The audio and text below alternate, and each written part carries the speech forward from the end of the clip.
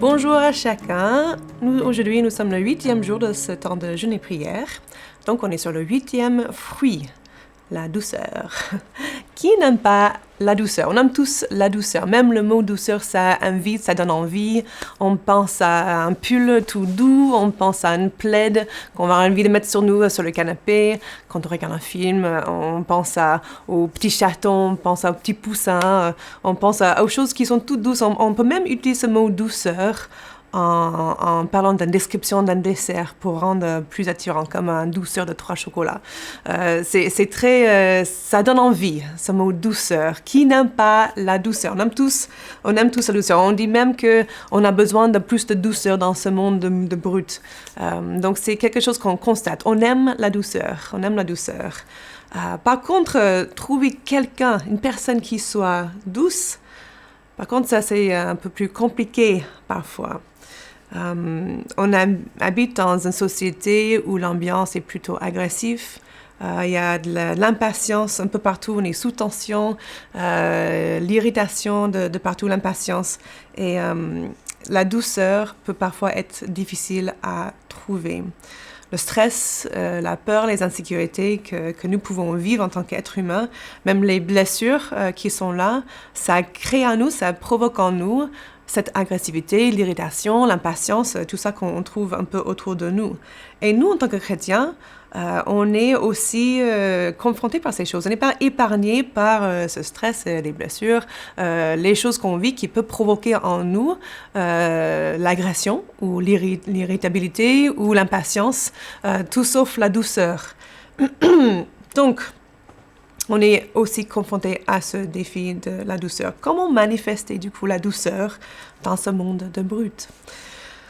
Souvenez bien que si le Saint-Esprit habite en moi, tout ce fruit, le fruit d'esprit, ça existe déjà à l'intérieur de moi, puisque Dieu habite en moi. Si Dieu est en moi, son esprit est en moi, donc le fruit de l'esprit est déjà présent. Et le fruit de l'esprit, c'est simplement une manifestation naturelle de la présence de Dieu dans ma vie. Donc, laisser apparaître le fruit, c'est laisser voir tangiblement la présence de Dieu à travers moi. Mais, puisque nous ne fonctionnons pas naturellement comme Dieu, nous avons besoin d'apprendre et de grandir en laissant nos tendances naturelles et humaines partir et pour qu'on puisse être changés avec l'aide de Dieu. Jésus dit lui-même qu'il est doux et humble de cœur, en Matthieu 11, verset 29, quand il nous invite à venir vers lui, décharger nos fardeaux pour trouver le repos en lui. Paul aussi dit dans sa lettre aux Philippiens, en Philippiens 4, verset 5, « Que votre douceur soit connue de tous les hommes. Le Seigneur est proche. » Nous lisons aussi en Pierre 3, verset 4, que Dieu attache un grand prix au fait d'avoir un esprit doux et paisible. Je pense qu'on serait tous d'accord que la douceur est une bonne chose et que notre monde a besoin d'un peu plus de douceur, que tout le monde pourrait bénéficier d'un peu plus de douceur dans la vie. Et c'est pour ça qu'on le cherche dans les chatons, dans les pulls, dans les desserts au chocolat, parce qu'on a tous besoin d'un peu plus de douceur dans la vie.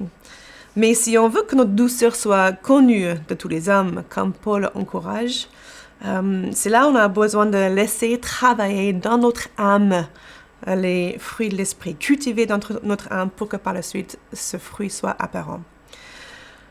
Je crois que la douceur est vraiment étroitement liée à 2 autres fruits, la paix et la maîtrise de soi. On pourrait aussi dire que c'est très lié à la bonté, la bienveillance, l'amour. Et de toute façon, tout ce fruit vient du même esprit. Donc, quelque part, ils sont tous liés les uns aux autres. Mais la douceur se manifeste naturellement quand quelqu'un est paisible, quand quelqu'un est rempli de paix à l'intérieur. Ça coule naturellement quand on est en paix. Donc, si on veut chercher à cultiver la douceur, on peut commencer en cultivant la paix dans notre être intérieur pour que par la suite, la douceur coule naturellement. Comme nous avons vu ce fruit de la paix sur le 3e jour des méditations, je ne vais pas revenir là-dessus, mais sachant que les deux viennent de pair. La maîtrise de soi sera le thème pour demain. Donc, je ne vais pas beaucoup développer l'idée de maîtrise de soi. Par contre, c'est un ingrédient clé pour manifester la douceur, surtout quand je ne suis pas paisible à l'intérieur. Quand il y a un manque de paix à l'intérieur, quand je suis moi-même agitée ou irritée à l'intérieur, c'est là où la maîtrise de soi m'aide à manifester la douceur. C'est un choix à ce moment-là, au même degré que la maîtrise de soi est un choix. Quand je choisis par la maîtrise de soi de manifester la douceur, c'est pas quelque chose qui vient naturellement comme si j'étais en paix, mais je maîtrise ma conduite, je maîtrise mes paroles et c'est là que je choisis la douceur au lieu de choisir autre chose. Parfois, on a besoin de choisir d'agir selon le fruit de l'esprit en exerçant une maîtrise de notre caractère. Concernant la douceur, pour certaines personnes, je veux bien croire qu'il faut un petit peu d'entraînement. Parfois, j'ai besoin de m'entraîner aussi dans la douceur. Quand Paul dit que votre douceur soit connue de tous les hommes, ça montre que c'est quelque chose qu'on peut remarquer à l'extérieur. Elle est souvent visible dans notre comportement, sur l'expression sur le visage, dans notre façon de parler, même le choix de nos mots, ça reflète la douceur. C'est aussi dans nos gestes physiques et on peut voir la douceur quand c'est présent.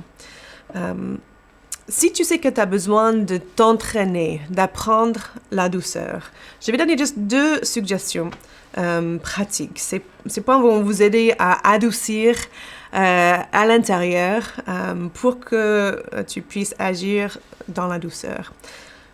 Première suggestion, prends l'habitude d'attendre avant d'agir. Soit en comptant jusqu'à 10 ou 20 ou 30 dans la tête avant d'agir face à un enfant en crise, par exemple, ou qui fait des caprices, ou en face de quelqu'un qui est frustrant ou difficile à supporter. Ça peut être un voisin, un collègue, quelqu'un dans la famille, peu importe, mais si tu as quelqu'un en face, c'est difficile à supporter. Compte dans la tête avant d'agir. Ça donne l'espace pour que tu puisses te calmer, pour que je puisse me calmer quand je suis un peu remontée à l'intérieur. Ça laisse un petit peu de marge.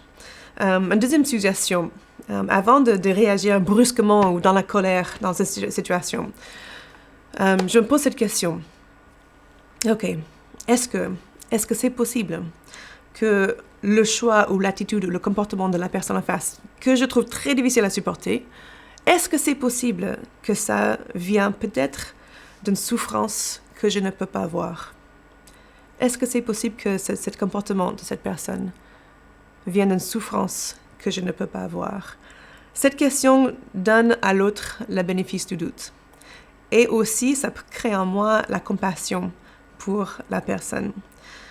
Le fait d'avoir ces réflexes, ça peut m'aider à m'entraîner dans la douceur. C'est juste 2 points. Il y a plein d'autres points qu'on pourrait suggérer, mais c'est 2 choses qui pourraient m'aider à m'entraîner dans la douceur, à vivre la douceur, et en laissant descendre ma propre frustration ou ma propre colère avant d'agir ou avant de parler. Encore une option. Si la douceur est un grand défi pour toi, pose-toi cette question. Et j'ai dû me poser cette question déjà plusieurs fois, sur plusieurs reprises dans ma vie aussi. Est-ce que, au lieu que ça vienne de quelqu'un d'autre, est-ce que j'ai des blessures à l'intérieur ou est-ce que j'ai les craintes qui me maintiennent dans une fragilité émotionnelle ou qui me maintiennent sous tension à l'intérieur, qui me rendent moi-même agressif ou irritable ou colérique ou autre chose? Est-ce que quelque chose en moi bloque la douceur d'être manifestée? Et si oui, qu'est-ce que c'est? Qu'est-ce qui bloque la douceur d'être manifestée dans ma vie? Prie que Dieu te révèle ou les choses qui bloquent la douceur dans ta vie. Un cœur qui est restauré, c'est un cœur qui est en paix. Et un cœur qui est en paix, c'est un cœur qui déverse naturellement, facilement la douceur. Un dernier point avant de clôturer. Il faut savoir que la douceur n'est pas égale à la faiblesse. Une personne qui est douce n'est pas douce parce qu'elle est molle. La douceur, c'est une preuve d'une grande force en fait. Une force qui choisit la douceur, là où la colère ou la frustration serait beaucoup plus facile, ou l'agression qui serait beaucoup plus naturelle. De choisir la douceur montre une grande force. En Proverbe 15, verset 1, nous lisons « Une réponse douce apaise la colère, mais une parole blessante excite l'irritation. » Et je pense qu'on a tous vécu ça à un moment dans la vie. Une réponse douce apaise la colère, mais une parole blessante excite l'irritation. Cherchons à cultiver la douceur dans nos âmes. Dieu sera glorifié dans nos vies par cette manifestation de ce fruit qui montre qui il est aussi dans son caractère. Notre entourage serait béni aussi quand nous sommes nous-mêmes, quand on agit dans la douceur. Et même ça peut lancer une dynamique dans notre entourage où les uns les autres cherchent aussi la douceur. Et on aurait même peut-être un peu moins besoin de chercher la douceur par un dessert au chocolat. Même si on peut en profiter encore un petit peu. Je vous souhaite une très très bonne journée, bonne fin de jeûne et prière et que Dieu vous bénisse.